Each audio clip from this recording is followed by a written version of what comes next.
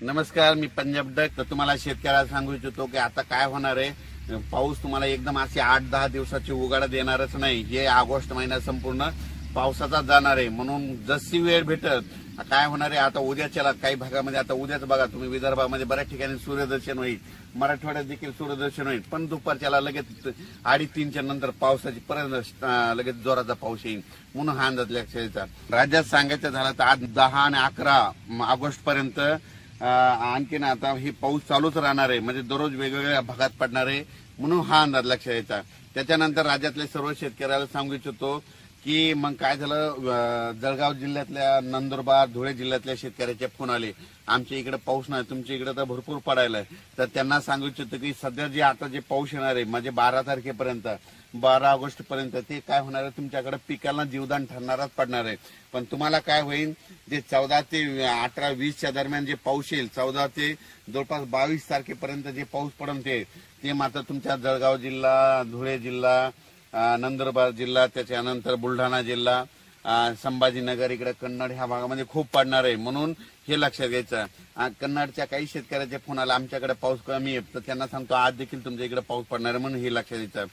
त्याच्यानंतर अहिल्यानगर भागाकडे देखील आज चांगला स्वरूपाचा बऱ्याच भागामध्ये आज रात्रीपर्यंत पाऊस पडणार आहे. म्हणून हे लक्षात द्यायचं. त्याच्यानंतर सातारा, सांगली, सोलापूर, कोल्हापूर, धाराशिव, लातूर, पुणे, तिकडे तर पाऊस हे 12 तारखेपर्यंत हे दररोज वेगवेगळ्या भागात चालू असणार आहे. म्हणून हा अंदाज लक्षात द्यायचा. त्याच्यानंतर पूर्व विदर्भ, वर्धा, नागपूर, भंडारा, गोंदिया, चंद्रपूर, तिकडे आज मात्र चांगलं सूर्यदर्शन होणार आहे. म्हणून हे लक्षात द्यायचं. आपण पूर्व विदर्भातल्या शेतकऱ्याला सांगू इच्छितो की तुम्हाला ना, म्हणजे आणखीन 10, 11, 12च्या दरम्यान परत एकदा पाऊस येणार आहे, वेगवेगळ्या भागात पडणार आहे. पूर्व विदर्भात आणि पश्चिम विदर्भात म्हणजे 6, 5, 11 जिल्ह्यामध्ये दररोज या 12 ऑगस्ट पर्यंत दररोज वेगवेगळ्या भागात जोराचा पाऊस पडणार आहे, मोठ्या थेंबाचा पडणार आहे. म्हणून हा अंदाज लक्षात येतात.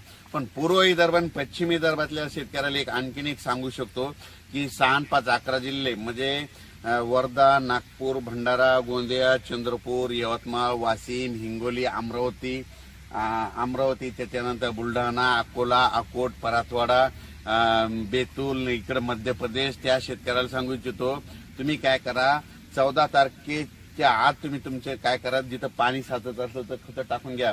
कारण की 14 ते 22च्या दरम्यान म्हणजे 14 ऑगस्ट पासून 22च्या दरम्यान तुमच्या इकडे खूप पाऊस पडणार आहे, ठिकठिकाणी मुसळधार पडणार आहे. म्हणून हे विदर्भातल्या शेतकऱ्यांनी अंदाज लक्षात द्यायचा.